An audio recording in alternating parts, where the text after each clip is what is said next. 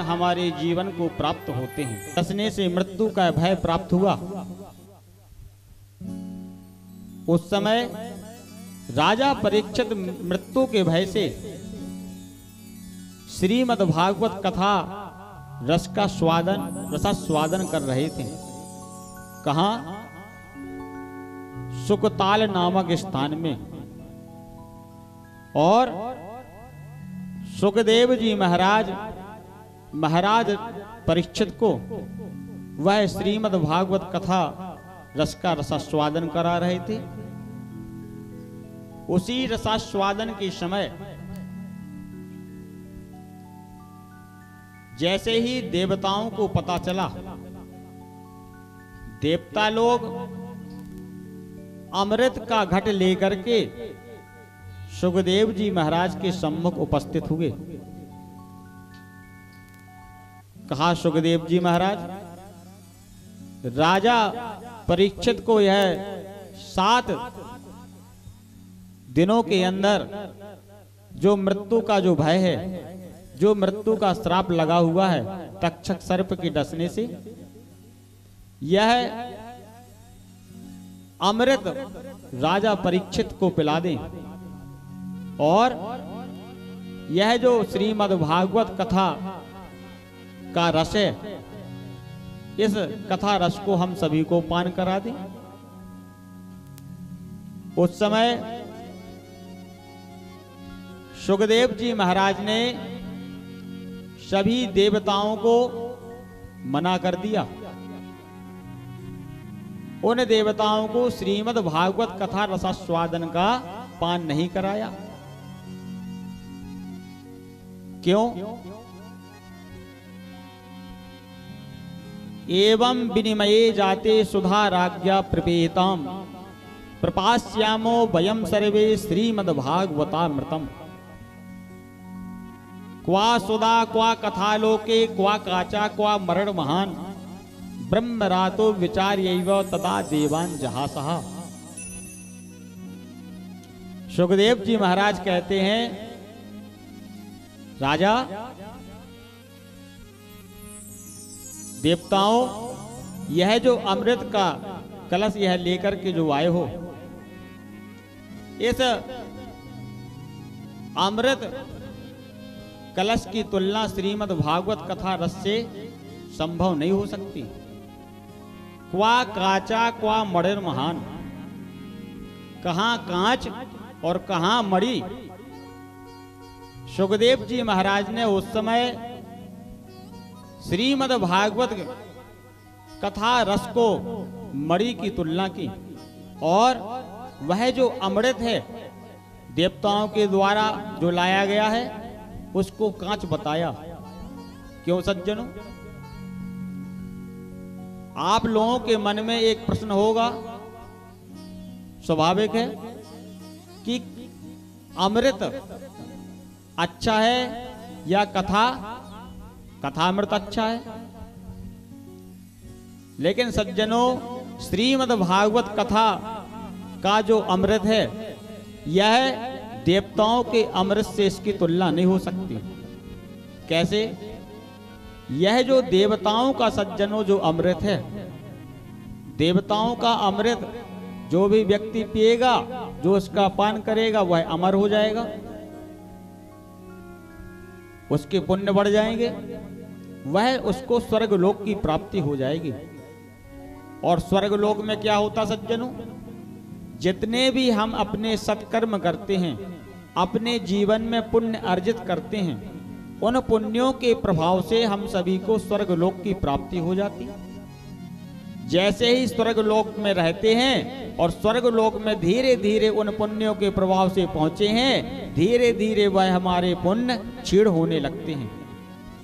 जैसे ही वह पुण्य हमारे क्षीण हो जाते, नष्ट हो जाते, पुनः स्वर्गलोक से हम पुनः इसी पृथ्वी लोक में आ जाते। जैसे सज्जनों, हम लोग होटल में जाते, होटल में जाकर के कमरा बुक करते, जितना पैसा देते हैं उतने समय के लिए हमको उस कमरे की व्यवस्थाएं प्राप्त होती हैं। आपका पैसा जैसे ये पूरा हुआ, चार्ज आपका पूरा हुआ, आपको होटल का जो मालिक होगा कह देगा भैया अपना बैग उठाओ यहां से चले जाओ, पैसा नहीं दोगे कमरे में नहीं रहोगे। ठीक उसी प्रकार से सज्जनों, स्वर्ग का यह जो स्वर्ग लोग है वो हमारे पुरुषार्थों के द्वारा, कर्मों के द्वारा, पुण्यों के द्वारा हमको वह प्राप्त हो जाता।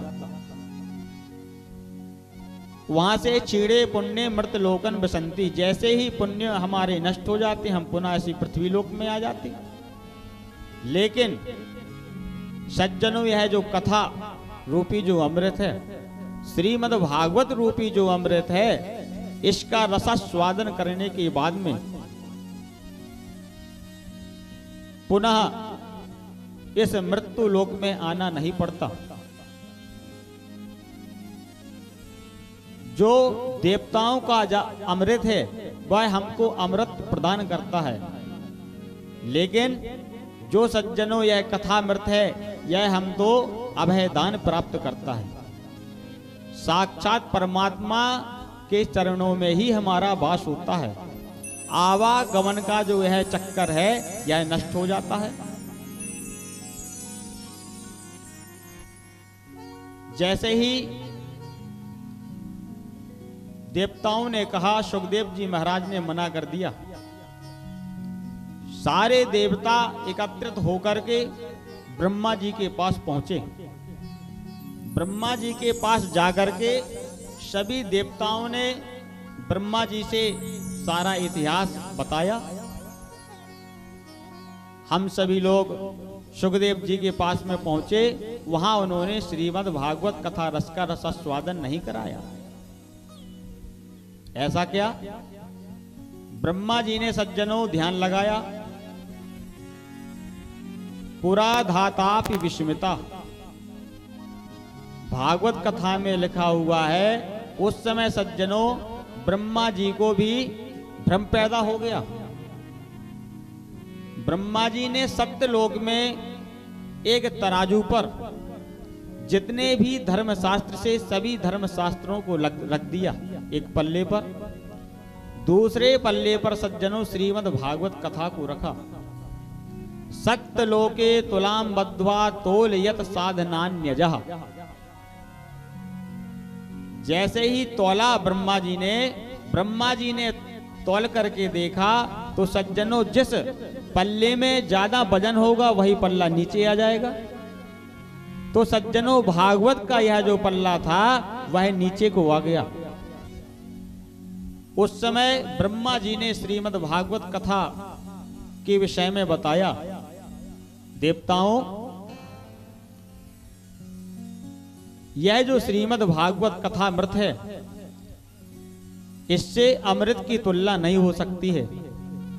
यह तो साक्षात प्रत्यक्षा कृष्ण एव ही, यह तो साक्षात भगवान श्री कृष्ण का ही स्वरूप है। वही कथा सुखदेव जी महाराज राजा परीक्षित को सुनाते हैं। ब्रह्मा जी को भ्रम हुआ। ब्रह्मा जी ने सभी देवताओं को बताया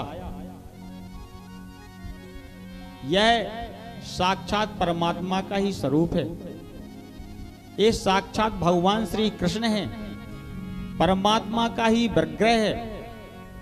इस श्रीमद् भागवत कथा की शरण में जो व्यक्ति रहेगा उस मनुष्य का, उस जीव का निश्चित रूप से जीवन परमात्मा के चरणों में ही प्राप्त होगा।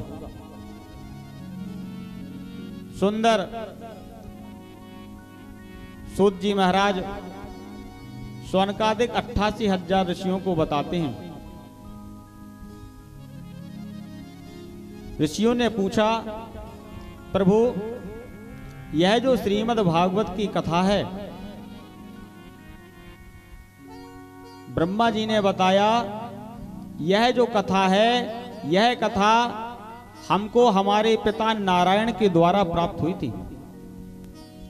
चतुश्लोकी श्लोकों के माध्यम से। वही कथा मैंने अपने पुत्र नारद जी को सुनाई थी। नारद जी के माध्यम से इस श्रीमद् भागवत कथा का जन जन में प्रचार प्रसार हुआ। ऋषियों ने प्रश्न किया, नारद जी ने यह सप्ताह दिवस की कथा कैसे सुनी, कहां सुनी? क्योंकि यह जो सप्ताह दिवस की जो कथा है, नारद जी तो एव मुक्त संत हैं। नारद जी एक जगह इतने अधिक समय तक कथा नहीं सुन सकते। एक घड़ी से ज्यादा कहीं रहते ही नहीं। तो 7 दिनों तक नारद जी ने इस कथा को कहां सुना? श्री सूत जी महाराज बताते हैं, एक दाही विशालायाम चत्यारा ऋषियो मलह सत्संगार्थम समायाता दादृशस्तत् नारदम। सूत जी महाराज कहते, ऋषियों, एक बार ब्रह्मा जी के मानस पुत्र सनक, सनंदन, सनातन, सनत कुमार चारों ऋषि तपस्या के लिए बद्रीनाथ धाम में पहुंचे। भजन करेंगे, परमात्मा का चिंतन करेंगे। वहां अच्छे स्थान की खोज ही कर रहे थे कि नारद जी का दर्शन हुआ। नारद जी को जैसे ही सनत कुमारों ने देखा, मन में विचार किया। मन में सत्संग की इच्छा तो प्रबल थी ही, और नारद जी जैसा कोई महान ऋषि महात्मा यदि हमको प्राप्त हो गया तो सत्संग बहुत अच्छा हो जाएगा। लेकिन जैसे ही नारद जी उन ऋषियों के सम्मुख पहुंचे, नारद जी को देख करके ऋषियों ने कहा, कथम ब्रह्मन दीन मुखा कुतश्चिंता तुरो भवान त्वरितम गम्यते कुत्र कुतश्चा गमनम तव। हे नारद जी महाराज, आप कहां से आ रहे हैं और कहां जा रहे हैं? नारद जी के मुख मंडल को देख करके सनक, सनंदन ऋषियों के मन में भ्रम पैदा हो गया, क्योंकि नारद जी का जो चेहरा था वह सज्जनों उदास था, और जो विरक्त जो संत हैं, जो सन्यासी महात्मा हैं, जो वास्तविक जो संत हैं सज्जनों, उनके चेहरे पर कभी उदासी नहीं होती। जिन संतों ने सारे संसार को ही त्याग दिया, घर द्वार को ही त्याग दिया, जो परमात्मा के चरणों में हमेशा चिंतन करते रहते हैं, मनन करते रहते हैं, तो उनको क्या उदासी का क्या कारण होगा? गत वित्तो यथा जना, श्रीमद् भागवत में लिखा हुआ है। शनकादिक ऋषि कहते हैं, नारद जी महाराज, आपका यह जो मुखारविंद है, यह ऐसा लगता है जैसे किसी कंजूस का धन किसी ने छीन लिया हो। गत वित्तो यथा जना, ऐसा क्या हो गया? कौन सा कष्ट हो गया? तब नारद जी महाराज सनक, सनंदन, सनातन, सनत कुमार ऋषियों को बताते हैं, अहम तु पृथ्वी व्यात्वा ज्ञात्वा सर्वोत्तमा मृति। हे ऋषिवर, हम लोग, मैं इस भूमंडल और पृथ्वी लोक को सर्वोत्तम मान करके स्वर्ग लोक से इस भारत वर्ष पर आया,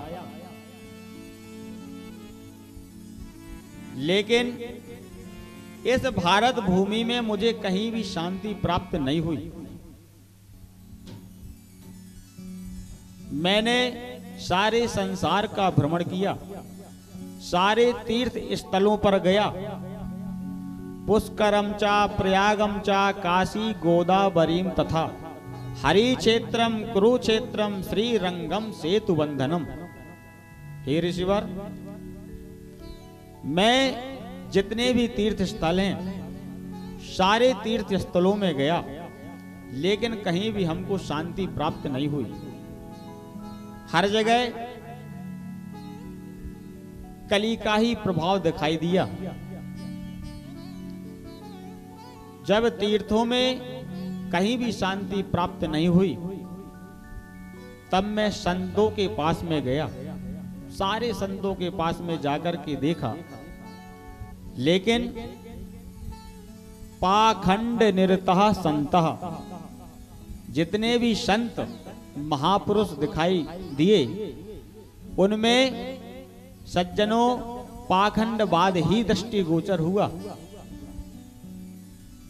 वास्तविक संत नारद जी को उस समय कहीं भी संभव मिलना नहीं हुआ। नारद जी महाराज मौनी जी महाराज के पास में जाते हैं, देखते हैं मौनी जी का आश्रम है। सज्जनों, नारद जी महाराज पूछते किसका आश्रम है? लोग बताते मौनी जी महाराज का, और सबसे ज्यादा वार्तालाप मौनी जी महाराज के स्थान में होता है, जिसका बहुत बड़ा आश्रम बना हुआ है। सज्जनों, आज के समय में उसी को त्यागी महाराज बोलते ना।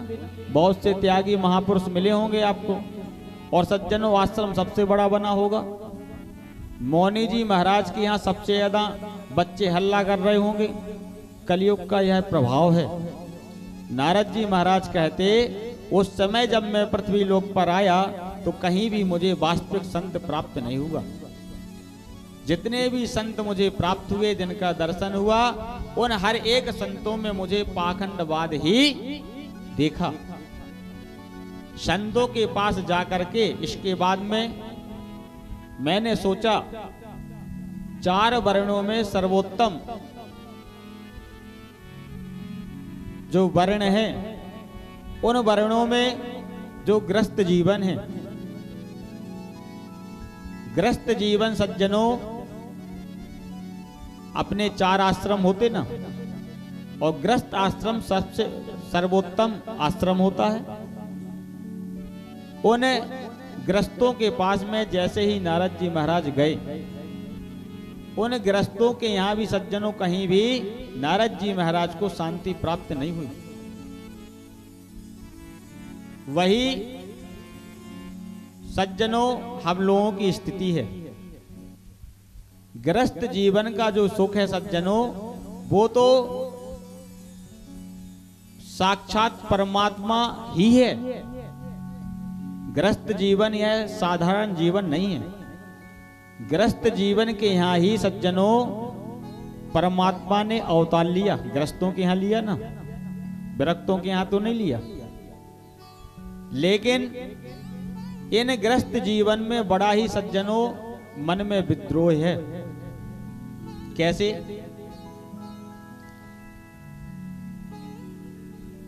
हम सभी लोग जितने भी ग्रस्त हैं, सभी ग्रस्तों में कहीं ना कहीं मन में भ्रम पैदा रहता है, होता है। कोई पत्नी से दुखी है, कोई बच्चे से दुखी है, कोई माता पिता से दुखी है, कोई बंधुओं से दुखी है, कोई परिवार से दुखी है ना सज्जन? इसलिए नारद जी महाराज कहते, वहां हमको कहीं भी शांति प्राप्त नहीं हुई। हम लोग दुखी क्यों हैं? दुख इसलिए है सज्जनों, आप लोगों ने ध्यान नहीं दिया। जिस समय हम लोगों का पाणिक ग्रह संस्कार होता, उस पाणिक ग्रह संस्कार में पहले तो हिंदू संस्कृति में 52 संस्कार होते थे। आप लोगों के हुए नहीं, थोड़ा सा सुनकर के आश्चर्य होता। कितने होते? 52 संस्कार। लेकिन कलयुग में 16 संस्कारों की प्रधानता है। उन 16 संस्कारों में सज्जनों, हमें लगता कि आप लोगों का शायद विवाह संस्कार ही संपन्न हुआ होगा, ऐसे ही बहुत से संस्कार होते। जैसे ही बालक माता के पेट में आता है सज्जनों, उसके पहले भी संस्कार होना आरंभ हो जाता, और अंतिम तक जब यह जीवन रहता है उस समय तक 16 संस्कार इस कलयुग में होना ही चाहिए। लेकिन हम सभी लोग उन संस्कारों को भूल गए। अभी हमें लगता पुंसवन संस्कार तो कोई जानता ही नहीं होगा। जानता है कोई? पुंसवन संस्कार होता है जब माँ गर्भवती होती है, पता चलता कि माँ के पेट में बालक है, उस समय पंडित जी के द्वारा पूजा हो जाती है, कलश की पूजा होती, स्थापना होती। ये अपने यहाँ नहीं चलता, गुजरात में बहुत होता। अन्नप्राशन संस्कार होता है ना, विद्या आरंभ संस्कार, चूड़ा कर्म संस्कार, नामकरण संस्कार, ये सब संस्कार हैं। इस प्रकार से हमारे जीवन में 16 संस्कार होना चाहिए। अब सज्जनों देखो कितनी बड़ी कमी, हम लोग ग्रस्त जीवन में रहते ना, इसलिए थोड़ा इन चीजों का ध्यान रखना चाहिए। 16 संस्कारों में से लगभग 2-4 संस्कार तो हो ही जाते हैं, ठीक है। लेकिन जो इन 16 में मेन है वो है पाणिक ग्रह संस्कार, विवाह। उस विवाह में सज्जनों 7-5 वचन होते हैं, होते ना। 7-5 वचनों में सज्जनों वो वचन वहीं तक सीमित होते जब तक विवाह नहीं होता। सही बात है ना। कन्या और वर दोनों को 7-5 वचन सुनाए जाते, कन्या भी सुन लेती और वर भी सुन लेता, शादी हो जाती, उन दोनों को दोनों लोग भूल जाते। यही सत्य है ना? क्यों माताएं? सही है, सही है। हम भी ग्रस्त जीवन में इसलिए अनुभव करते रहते। सज्जनों, आजकल एक बहुत बड़ी समस्या है ग्रस्तों के यहाँ, पति पत्नी में बड़ा मतभेद। देखा आपने? देखा है? हर एक परिवारों में पति पत्नी में बड़ा मतभेद होता। क्यों होता? क्योंकि वह जो मेन जो 7-5 वचन हैं, जिन वचनों के बंधन से हमको बांधा गया, वो वचन हम भूल जाते। विवाह संस्कार में सज्जनों 2 प्राणियों का एक हो जाना ही विवाह है। आत्मा 2, शरीर 2, लेकिन दोनों की आत्मा एक हो जाना वही विवाह है।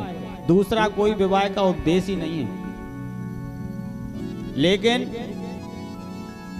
पति कहता तुम ऐसा करना, तो पत्नी कहती नहीं ऐसा नहीं करूंगी, और पत्नी कहती कि आप ऐसा करना, तो वो कहते हम ऐसा नहीं करेंगे। सबसे बड़ी समस्या यही है, ऐसा नहीं होना चाहिए। सज्जनों, यदि पति पत्नी में मतभेद रहेगा, आप लोग सभी लोग ग्रस्त हैं, इसलिए बता रहा हूं, जब तक पति पत्नी में मतभेद रहेगा, उस ग्रस्त जीवन का सुख आपको जीवन में नहीं प्राप्त होगा। पत्नी वो नहीं होती सज्जनों कि पति यदि दुकान से आ जाए तो आने के बाद में उसको बोलना पड़े कि पानी दो, ऐसा नहीं है। पति की भावनाओं को ही समझ लेना वही पत्नी है। यदि हमको पानी मांगना पड़े तो वो पत्नी नहीं है। हमको भूख है और भोजन की इच्छा है और पत्नी को पता ही नहीं कि हमें खाना खाना, वो पत्नी नहीं है। क्या हकीकत यही है? तो सज्जनों, इन 7-5 वचनों को जो जीवन में उतारेगा, उसके जीवन में आप उतार करके देख लेना, उसका जीवन तो सुखमय होगा, साथ में उसके बच्चों का भी जीवन सुखमय होगा। यदि विचार एक नहीं तो आत्मा कैसे एक हो सकती? नहीं हो सकती। वही नारद जी महाराज कहते हैं कि ऋषिवर, मैं जब ग्रस्तों के यहां गया तो वहां जाकर के देखा कि वहां तो स्नेह प्रेम है ही नहीं, शांति है ही नहीं है। परमात्मा का अवतार कैसे होगा? जहां शांति नहीं वहां भक्ति कैसे होगी? वहां परमात्मा अवतार कैसे लेगा? वहां राम और कृष्ण कैसे पैदा होंगे? नहीं होंगे। नारद जी महाराज कहते, ऋषि, हे ऋषिवर, जैसे ही गृहस्थों के यहां गया, जाकर के देखा कि कलयुग का बहुत बड़ा प्रभाव है, कहीं भी शांति नहीं, हर जगह अशांति अशांति दिखाई देती। कन्या बिक्रियों लोभा दंपति नाम च कलकनम। ये सज्जनों आज की बात नहीं है, वेदव्यास जी महाराज ने उस समय भागवत में लिख दिया, कन्याओं का विक्रय होगा। आज जो यह विवाह होता ना सज्जनों, तो लड़की वाले को बड़ा कष्ट होता। जब वो लड़का देखने जाता, इतनी मांग होती कि उसका दिमाग ही खराब हो जाता। अब तो सज्जनों लोग यह सोचने लगे कि हमारे पास में कन्या का जन्म ही ना हो। ऐसा ही है ना, हकीकत बोलते चलो सज्जनों। क्यों? वेदव्यास जी महाराज लिखते हैं, कन्या बिक्रियों लोभा दंपति नाम च कलकनम। कलयुग में जो लोग होंगे वो अपनी कन्याओं का विक्रय करेंगे।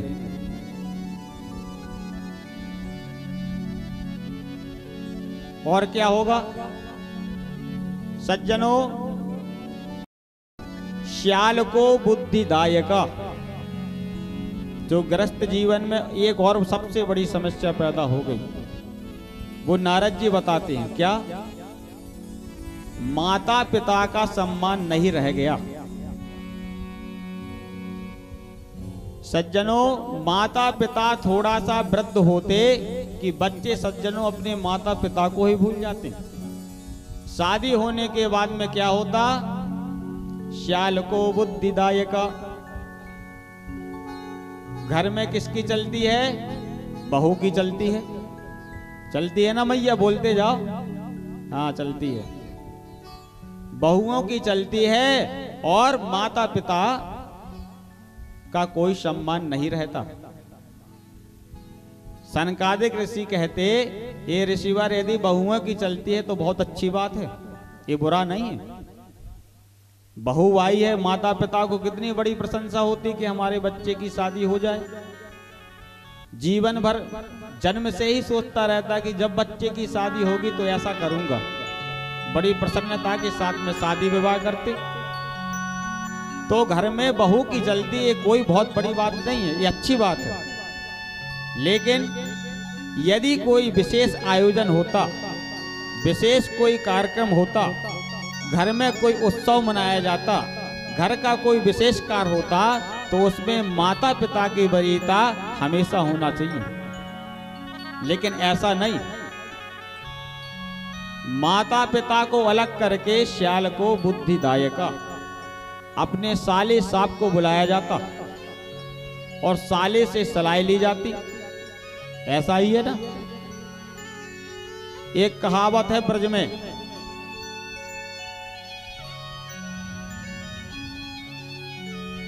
दीवाल बिगाड़े आरो और घर बिगाड़े सारो। हकीकत है ना। तो ये हंसने की बात नहीं सज्जनों, जीवन में उतार लेना, आप अनुभव कर लेना। जितने आप अभी देखेंगे संबंधों में सज्जनों, तो एक बहुत अच्छा रिश्ता आ गया आप साड़ू भाई का, आ गया ना। अपने भाइयों के लिए मारने के लिए भगते हैं, साड़ू भाई को अपना बाप बना के बैठे। यही है ना। ऐसा नहीं, पहले भी संबंध थे,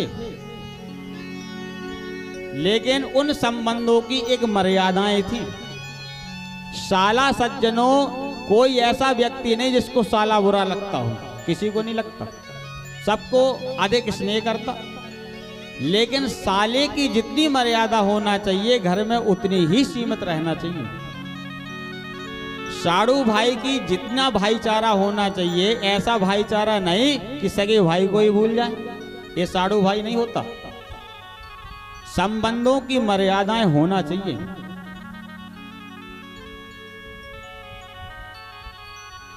गोस्वामी तुलसीदास जी महाराज लिखते हैं, मात पिता गुरु प्रभु की वाणी, बिना विचार करें शुभ जानी। अब यदि सज्जनों रामचरितमानस सही है, आप लोग उसका पाठ करते, मानते हैं कि यह हमारे हिंदू वैदिक परंपरा का ग्रंथ है, तो क्या इस चौपाई को नहीं पढ़ा? गोस्वामी तुलसीदास जी ऐसा विद्वान यदि यह लिखता है कि माता पिता की जो वाणी है वो कुछ भी कहते हैं, यदि उसमें आपकी निष्ठा और विश्वास है सज्जनों, तो आपको वो शुभ ही करके जाएगी। इसलिए नारद जी महाराज वही बताते हैं कि गृहस्थों के यहां जब गया तो वहां माता पिता का सम्मान नहीं रह गया। दूसरा, माता पिता का सम्मान जिस घर में नहीं सज्जनों, आप कितनी बड़ी पूजा कर लेना, सारे दिन अगरबत्ती लगाते रहना, सारे दिन दर्शन करते रहना, लेकिन सज्जनों वो पूजा सफल नहीं होगी। उदाहरण बहुत से हैं, आप देख लेना। जिसने अपने माता पिता को नहीं पूजा सज्जनों, से परमात्मा की प्राप्ति असंभव है। वो कितनी भागवत कथा सुन ले, लेकिन परमात्मा का साक्षात्कार नहीं हो सकता। इस पृथ्वी में यदि साक्षात कोई परमात्मा है तो वह माता पिता ही है। नारद जी महाराज बताते कि गृहस्थों की जो स्थितियां हमने देखी उस मृत्यु लोक में, वहां ऋषिवर हमको कहीं भी शांति प्राप्त नहीं हुई। सारा सृष्टि को घूम करके जैसे ही मन में विचार किया कि द्वापर में भगवान श्री कृष्ण का अवतार हुआ था और उन्होंने वृंदावन में अनेक प्रकार की लीलाएं की, तो वहां जाकर के देखता हूं वहां शांति प्राप्त होगी। नारद जी महाराज वृंदावन धाम के लिए पहुंचे।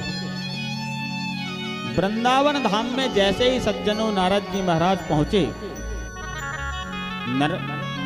यमुना के किनारे, वहां जाकर के उन्होंने देखा एक कोई युवा संपन्न माता अपने 2 पुत्रों को अचेत अवस्था में लिटाए हुए रो रही है। बहुत सी महिलाएं उसके सुख दुख में शामिल हैं।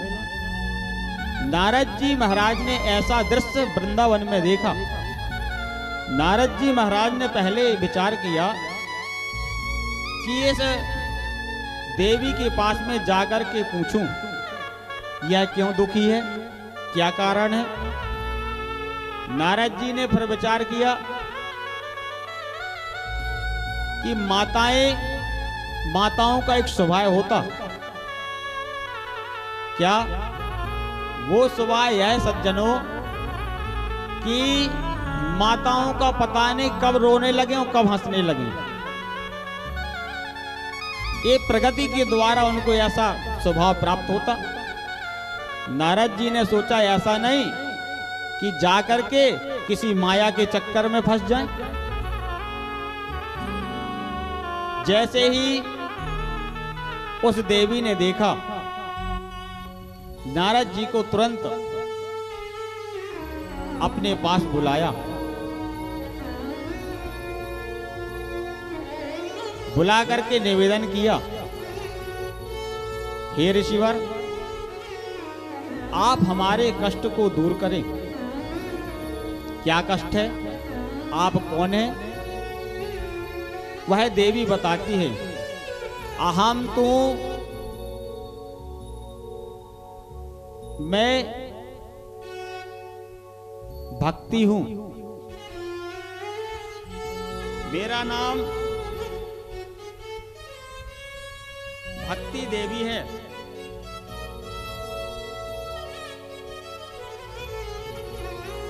और यह जो दो पुत्र अचेत अवस्था में लेटे हुए हैं, यह हमारे पुत्र हैं।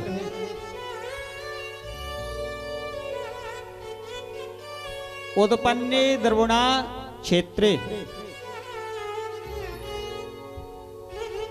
मेरा नाम भक्ति है। मैं द्रवण क्षेत्र में उत्पन्न हुई हूं और गुजरात इत्यादि क्षेत्रों में युवा अवस्था को संपन्न हुई। कई अन्य प्रदेशों में पहुंची, वहां जाकर के मैंने देखा मैं छिन्न भिन्न हो गई। वहां से आकर के मैं वृंदावन धाम आ गई।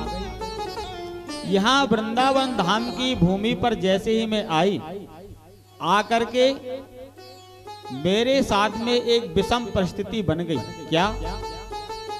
मैं जो वृद्धा अवस्था को प्राप्त थी, मैं तो युवा अवस्था संपन्न हो गई, लेकिन मेरे जो दो पुत्र थे, ज्ञान और वैराग्य, ये दोनों पुत्र अचेत अवस्था में और वृद्ध अवस्था को पहुंच गए। अब सज्जनों, जिस माता को वृद्ध होना चाहिए वो तो युवा संपन्न हो गई, जिन पुत्रों को युवा अवस्था में होना चाहिए वो वृद्ध हो गए। इसलिए भक्ति मैया बड़ी ही दुखी हैं और नारद जी से निवेदन करती है, ऋषिवर, संतों के आशीर्वाद से सब कुछ संभव है। जहां संत कृपा हो जाती वहां सब कुछ संभव हो जाता।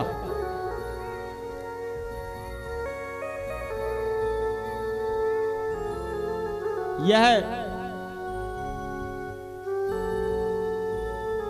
सुरद्रु स्वर्ग संप्रदम।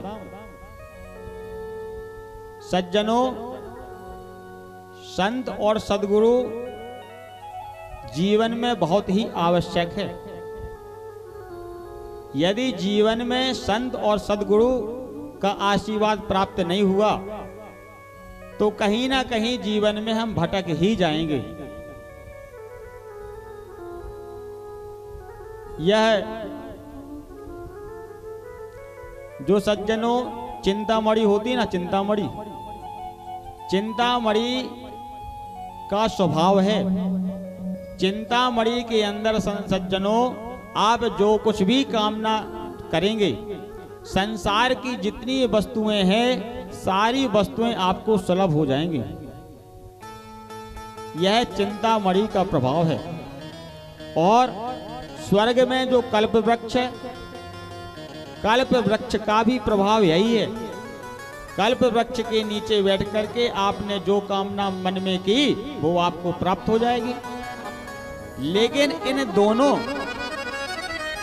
कल्प वृक्ष और चिंतामणि में सज्जनों दोनों में यह सामर्थ्य नहीं कि आपको परमात्मा का दर्शन करा दे। यदि आप कल्प वृक्ष से बोले कि मुझे परमात्मा का साक्षात्कार कराओ, तो वह कल्प वृक्ष आपको संसार के सारे सुख प्रदान कर सकता है, लेकिन सज्जनों भगवान का साक्षात्कार नहीं करा सकता। लेकिन संत और सद्गुरु, जीवन में सज्जनों अच्छा संत मिल जाए, अच्छा सद्गुरु प्राप्त हो जाए तो सब कुछ संभव हो जाएगा। आप लोगों ने सुने होंगे अगस्त जी महाराज की कथा, सुनी क्या? अगस्त जी महाराज के शिष्य थे सुतीक्ष्ण। तो सज्जनों शिष्य ने ही गुरु को दर्शन करवा दिया। कैसे? संत की कृपा से। संत चाहे सज्जनों ऐसा मार्ग दिखा देगा कि पता नहीं आपका जीवन कब बदल जाए। लेकिन इसमें भी बड़ा भ्रम है। अब सज्जनों संत उसी को मानते जो चमत्कार करता। आज के लोग जो है ना, वो संत उसी को मानते हैं जो चमत्कार करते। यदि संत चमत्कार नहीं करता उसे संत ही नहीं मानते। सबकी मानसिकता यही हो गई। लेकिन सज्जनों ये गलत है। संत का जो वास्तविक जो संत है, संत का दर्शन ही चमत्कार है। यदि आप संत से पूछेंगे सज्जनों कि कोई चमत्कार दिखा, तो दिखाएगा भी नहीं। वास्तविक जो संत होगा, चमत्कार दिखाना अलग है। चमत्कार कौन दिखाता? आप लोग चमत्कार देखते ना, जादू देखते, तो कौन दिखाता आपको चमत्कार? जो जादू दिखाने वाला जादूगर आता, वो ही तो जादू दिखाएगा। विचार करिएगा, इतने संत हुए, एक से एक संत हुए सज्जनों, लेकिन किसी संत ने सज्जनों चमत्कार कभी नहीं दिखाया।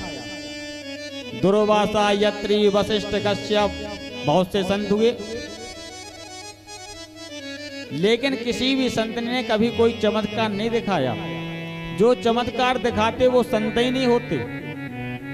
संत का तो दर्शन ही हो जाए, वही सबसे बड़ा चमत्कार है। इसलिए इन सद्गुरु की कृपा से सब कुछ संभव हो जाता। भक्ति मैया वही नारद जी महाराज से निवेदन करती, प्रभु आप चाहें तो इस कष्ट की निवृत्ति हो सकती है। जैसे ही नारद जी ने सज्जनों प्रयास किया, जितने भी वेद शास्त्र थे, सारे वेद शास्त्रों का श्रवण उन ज्ञान और वैराग्य जो अचेत अवस्था में जो दोनों बालक लेटे हुए हैं, उनको श्रवण कराया, लेकिन उनकी अवस्था में कोई भी प्रभाव नहीं पड़ा। नारद जी बड़े ही परेशान हो गए। गीता शास्त्रम मुहुर्मुहु, भागवत में लिखा है ऐसा। वेद वेदांग गीता सब कुछ सुना दिया, लेकिन ज्ञान वैराग्य की अवस्था में कोई भी प्रभाव नहीं पड़ा। दूसरा सज्जनों, इस प्रसंग को समझ लें। भक्ति मैया जैसे ही वृंदावन पहुंचे, तो भक्ति मैया तो युवा हो गई, लेकिन जो दोनों पुत्र हैं ज्ञान वैराग्य अचेत अवस्था को हुए कैसे, क्यों हुए? इसका बहुत सीधा सा तात्पर्य है, उस समय के लोगों में सज्जनों भक्ति की इच्छाएं थी, भक्ति को हृदय में विद्यमान थी, लेकिन ज्ञान और वैराग्य विद्यमान नहीं था। आज भी सज्जनों यही है। आज भी आप विचार करें, भागवत की बहुत सी कथाएं हो रही हैं, मंदिरों में देखे सज्जनों भक्तों का तांती लगा रहता, एक जाता एक आता, सारे दिन पूजा पाठ होता ना। हम लोग अपने घर में करते, माताएं इतना व्रत रहती सज्जनों कि लोग फल ला करके परेशान हो गए। कई लोगों के गृहस्थों के घर में इसी में झगड़ा होता। पति कहता तुम व्रत नहीं रहता ना, पत्नी कहती हमें व्रत ही रहना, सही ना है। अब सज्जनों, उस समय ज्ञान वैराग्य की किसी को आवश्यकता नहीं थी, और आज भी यही है। भक्ति तो हृदय में है, लेकिन ज्ञान और वैराग्य नहीं रह गया। इसलिए ज्ञान वैराग्य अचेत अवस्था को प्राप्त हो गए। नारद जी ने बहुत प्रयास किया, लेकिन ज्ञान वैराग्य की अवस्था में किसी प्रकार का कोई भी अंतर नहीं आया। आकाशवाणी हुई, सत्कर्म सोच को नूनम ज्ञान यज्ञास्मृतो बोधई। हे नारद जी महाराज, कोई सत्कर्म करे, सत्कर्म करने के माध्यम से, उनकी ही कृपा से, सत्कर्म के माध्यम से ज्ञान वैराग्य की कष्ट जो स्थिति है उसमें परिवर्तन हो जाएगा। नारद जी महाराज कहते, हे ऋषिवर, उसी भक्ति मैया की कष्ट की निवृत्ति के लिए, ज्ञान वैराग्य की युवा अवस्था की निवृत्ति के लिए हम उस सत्कर्म की परिभाषा को ढूंढते हुए आज यहां घूम रहे हैं। कोई यही नहीं बताया कि सत्कर्म क्या है, वो कौन सा सत्कर्म है जिस सत्कर्म के माध्यम से ज्ञान वैराग्य की कष्ट की निवृत्ति हो जाएगी।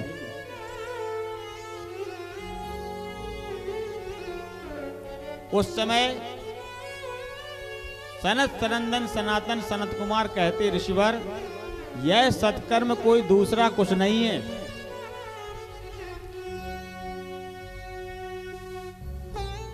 श्रीमद्भागवताख्योऽयं ज्ञान यज्ञास्मृतो बुधई।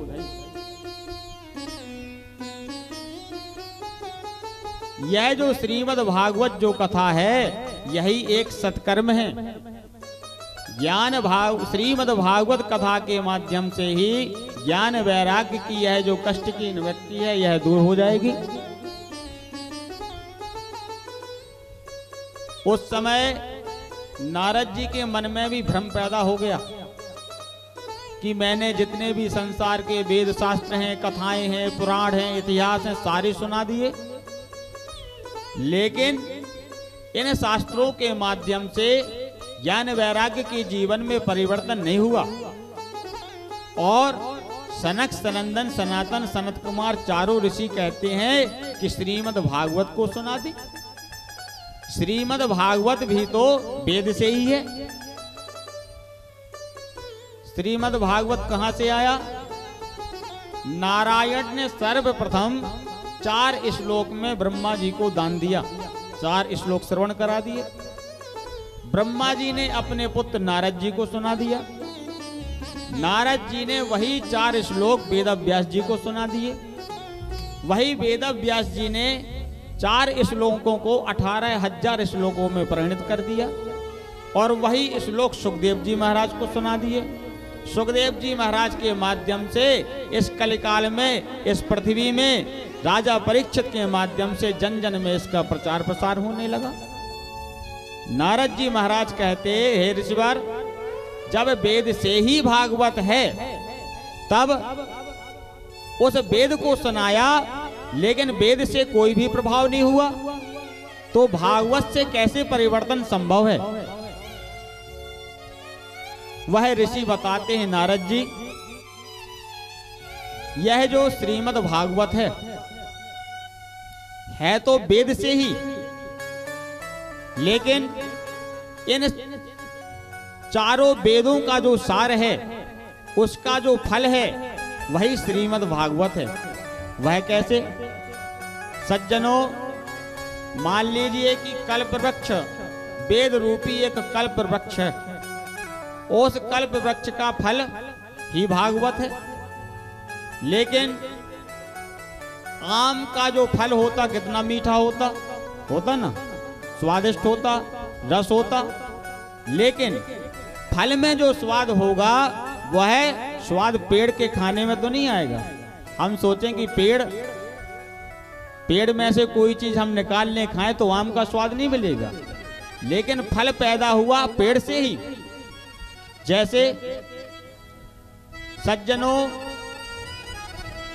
दूध से ही घी बनता ना, दूध से घी बनता, लेकिन घी खाने से यदि हम सोचें कि दूध का स्वाद मिल जाए तो संभव है क्या? नहीं है संभव। ठीक उसी प्रकार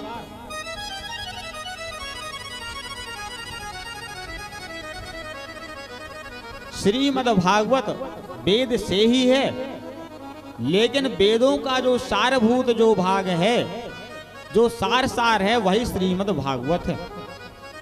अनेक प्रकार से सनकादिक ऋषियों ने नारद जी महाराज को बताया कि नारद जी महाराज, भक्ति देवी की कष्ट की यदि निवृत्ति चाहते हो तो आपको श्रीमद् भागवत कथा रस का रसस्वादन भक्ति मैया को कराना पड़ेगा। नारद जी ने कहा, ठीक है भैया, यदि कथा कराना तो कहां कराएं? पहले तो जब कथा होती थी तो व्यास जी से ही पूछते थे कि कथा कहां कराएं। अब तो यजमान ही पूछ ले, अपना डिसीजन कर लेते हैं। पंडित जी को तो बाद में पता चलता, पूरी कहानी तो पहले ही हो जाती।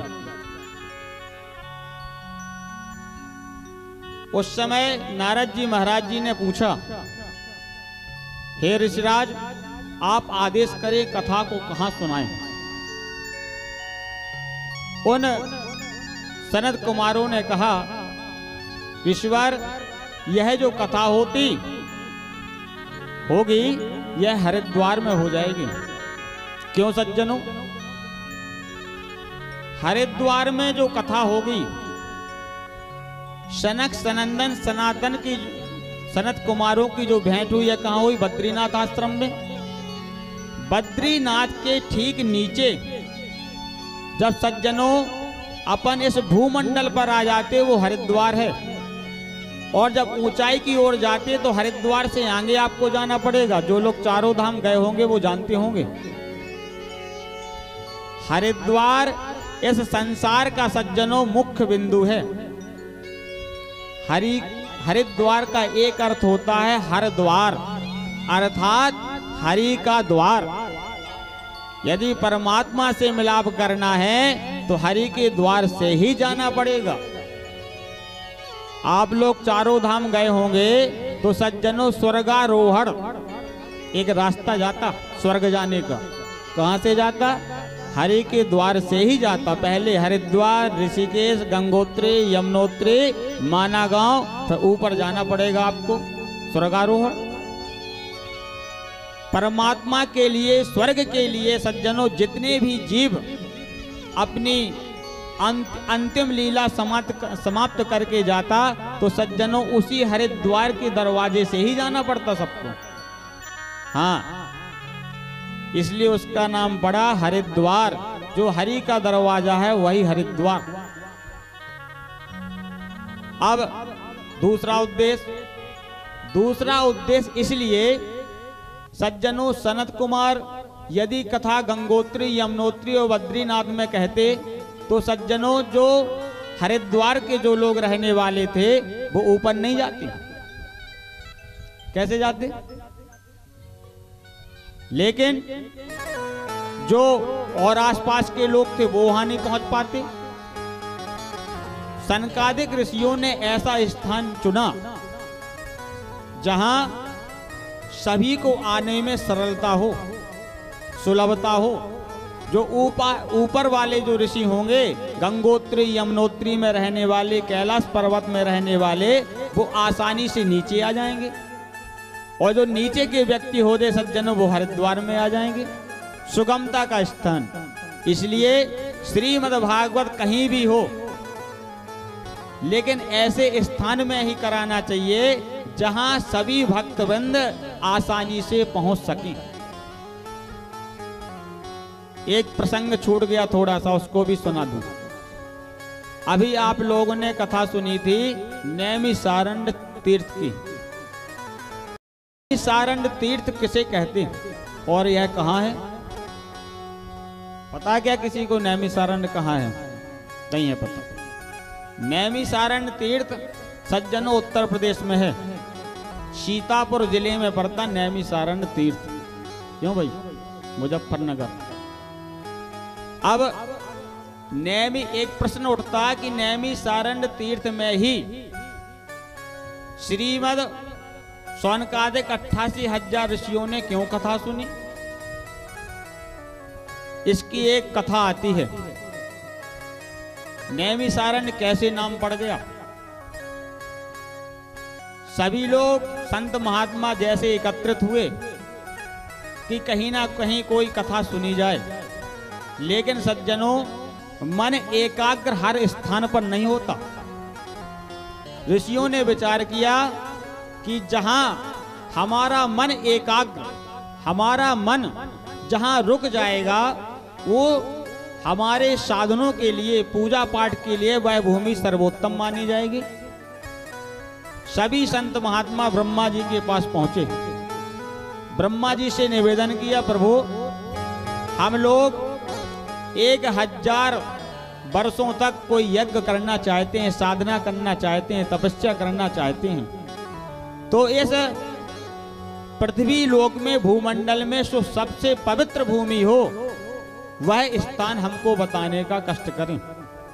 ब्रह्मा जी ने एक चक्र छोड़ा, वह चक्र सज्जनों जाकर के जैसे ही भूमंडल पर आया तो नैमिषारण्य तीर्थ में गिरा। चक्र को बोलते निमि, और आरण्य में फंस जाने के कारण उसका नाम हो गया नैमिषारण्य। जहां यह हमारा जो मन है बड़ा ही चंचल। सज्जनों, मन की गति कोई नहीं पा सकता, मन ऐसे एकाग्र नहीं होता।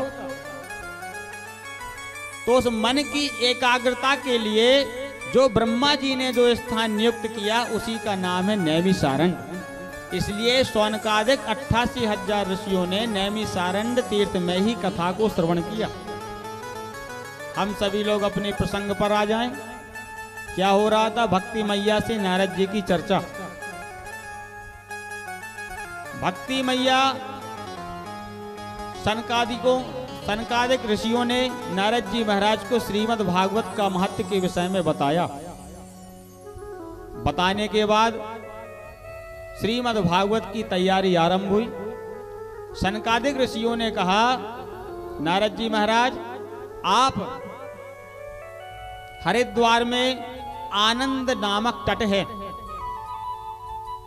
आनंद नामक तट में मां गंगा के किनारे श्रीमद् भागवत कथा का आयोजन करें। सुंदर मां गंगा मैया के किनारे सनक सनंदन सनातन चारों ऋषियों के लिए सुंदर आसन बनाया गया। गंगा के किनारे तो रेत ही होती, रेत का सुंदर आसन बनाया। सज्जनों, पुष्पों से सजा दिया, चारों ऋषियों को आसन पर बिठा दिया। अब देखो सज्जनों, सनक सनंदन सनातन चारों ऋषि व्यास के रूप में बैठे हुए हैं और यजमान कौन है? नारद जी। अब हमारे यहाँ तो भैया जो यजमान है, मुख्य यजमान श्रोता, ये गृहस्थ हैं, लेकिन नारद जी को विरक्त थे, इसलिए दोनों लोग बैठे, नारद जी सिंगल बैठ गए। सनक सनंदन चारों ऋषियों ने नारद जी महाराज को सुंदर उपाख्यान सुनाए। श्रीमद् भागवत के बड़ा ही वर्णन किया। नारद जी महाराज ने अनेक प्रकार से श्रीमद् भागवत कथाओं को सुना। नारद जी महाराज के मन में एक पुनः संदेह पैदा हुआ, प्रश्न उठा। पूछा, हे ऋषि कुमारों, आपने श्रीमद् भागवत की बहुत सी कथाएं सुनाई, मेरे चित्त को बड़ा ही आनंद प्राप्त हुआ। अनेक प्रकार के भक्तों की कथाएं सुनाई, लेकिन यदि कोई भक्त व्यक्ति, यदि कोई कर्मनिष्ठ व्यक्ति भागवत की कथा को सुनकर के यदि तर जाता, उसका जीवन बदल जाता, तो सज्जनों यह कोई बहुत बड़ी उपलब्धि नहीं है। नारद जी ने कहा, प्रभु आप कोई ऐसी कथा सुनाएं, यदि श्रीमद् भागवत का इतना ही महत्व है कि पापी से पापी व्यक्ति जिसने जीवन में किसी प्रकार भी कभी धर्म ना किया हो, लेकिन जब वह व्यक्ति श्रीमद् भागवत कथा रस का रसास्वादन करे तो उसके जीवन में बदलाव आ जाए, उसकी मुक्ति हो जाए। उस समय सुंदर एक उपाख्यान सुनाया सनत कुमारों ने। ए मानवः पाप कृतस्तु सर्वदा सदा दुराचार रता विमार्गाः क्रोधाग्निदग्धा कुटिलाश्च कामना सप्ताह यज्ञेन कलौ पुनन्ति ते। कहते हे ऋषिवर, मैं तो यहां तक मानता कि जिस जीव ने कभी भी अपने जीवन में कोई भी सत्कर्म ना किया हो, हमेशा जीवन में जन्म से लेकर अधर्म ही अधर्म करता रहा हो, जिसने कभी जीवन में सत्य ही ना बोला हो, कभी सत्य का संभाषण ना किया हो, कभी सत्कर्म ना किया हो, और वह व्यक्ति यदि कथा सुनता है, इसके साथ में यदि उसने 5 प्रकार के उग्र पाप भी किए हों, उग्र पाप का तात्पर्य सज्जनों 5 पाप तो बहुत होते हैं, लेकिन 5 प्रकार के जो पाप होते सज्जनों, इन पापों को नष्ट करने का सामर्थ्य किसी में नहीं होता, व्यक्ति को भोगना ही पड़ता है। वो कौन कौन से सज्जनों? 5 प्रकार के जो यह पाप हैं, इसमें सर्वप्रथम गौ हत्या। आज भी वह अपनी परंपरा में आती है ना, किसी से गौ हत्या हो जाती सज्जनों, समाज से अलग कर दिया जाता, होता ना, सामाजिक दंड दिया जाता। गौ हत्या 5 उग्र पापों में आती है। गुरु सज्जनों, गुरु का अपमान, जो व्यक्ति गुरु का अपमान करता है वह 5 उग्र पापों में ही आएगा। गुरु के अपमान का प्रायश्चित सज्जनों किसी भी सत्कर्म से संभव नहीं। तीसरा, वेद शास्त्रों का अपमान, ये भी 5 उग्र पापों में आता है। गुरु पत्नी से गमन, यह भी 5 उग्र पापों में आता सज्जनों। इस प्रकार के, और सोना चोरी सज्जनों, सोने की चोरी करना भी 5 उग्र पापों में ही आता। 5 प्रकार के जो उग्र पाप करने वाला हो, यदि वह व्यक्ति भी जीवन पर्यंत उसने कुछ भी सत्कर्म ना किया हो और मृत्यु भी हो जाए, और मृत्यु के बाद में भी यदि वह पिशाच योनि को प्राप्त हो जाता है, तब भी उसका यदि उद्धार होगा तो श्रीमद् भागवत से ही संभव होगा। नारद जी महाराज बड़े ही प्रसन्न हुए। नारद जी महाराज ने कहा, ऋषिवर, यदि भागवत की यही महिमा है तो ऐसा कोई उपाख्यान बताएं कि ऐसा कौन सा पापी था, क्योंकि कलियुगी भक्त है ना सज्जनों। यदि उस समय वेद व्यास जी महाराज ने इस उपाख्यान को नहीं बताया होता तो सज्जनों हम लोगों को विश्वास भी नहीं होता। यही सज्जनों आत्मदेव, धुंधकारी और धुंधली देवी की कथा आरंभ होती है। सनत कुमार कहते हैं, ऋषि कुमार, तुंगभद्रा तटे पूर्वम भूतपत्तनमुत्तमम् यत्र वर्णा सुधर्वेण सत्य सत्कर्म तत्परः। एक तुंगभद्रा नदी के किनारे एक उत्तम नाम का नगर था। उस नगर में बड़े ही कर्मनिष्ठ, धर्मनिष्ठ द्वितीयो इव भास्करः आत्मदेव जी महाराज निवास करते थे। पंडित जी, आत्मदेव जी पंडित जी साधारण पंडित जी नहीं थे। भागवत में लिखा द्वितीयो इव भास्करः, दूसरे सूर्य के समान थे, सदाचारी ब्राह्मण थे। उन्हीं की पत्नी थी सुशीला।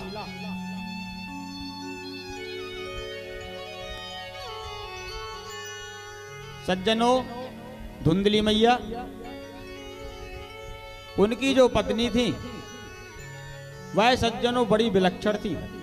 किसी किसी का स्वभाव होता है। पंडित जी तो बड़े सीधे साधे थे, अपने धर्म में प्रवृत्त थे, लेकिन आत्मदेव जी की जो पत्नी थी धुंधली देवी, वो सज्जनों थोड़ा सा